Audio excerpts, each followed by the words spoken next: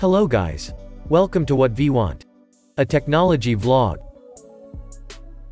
In this tutorial, I'm going to show you how to download Gmail backup to local storage.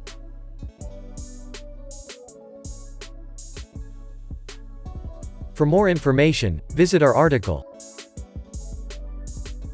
Link provided in the description. If you are new to our channel, click on the red color subscribe button. And don't forget to hit the bell icon. Without any delay, let's get started. Open any browser on your computer and visit the official site of Gmail. Check description for the link. Click on the Sign In option available on the top right corner of the interface. Then it takes you to the login page. Enter your email ID and click on Next.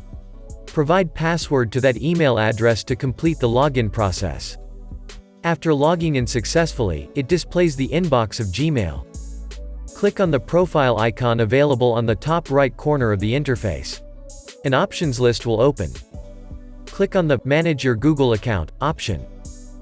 Then it takes you to the Google Account Center. Move to the Data and Privacy section. Scroll to the bottom to find the Apps and Services section. Choose the Gmail application from there. Then it takes you to the Google dashboard.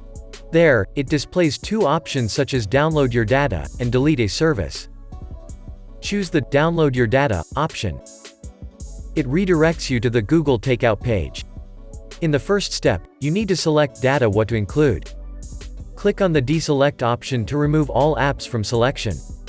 Now, scroll to find the Gmail in that list.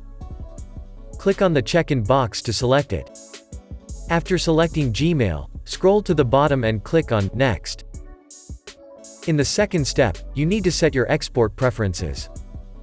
Click on the drop-down option of the Destination section. An options list will open. Choose the Download Link option. Next, choose the frequency based on your interest.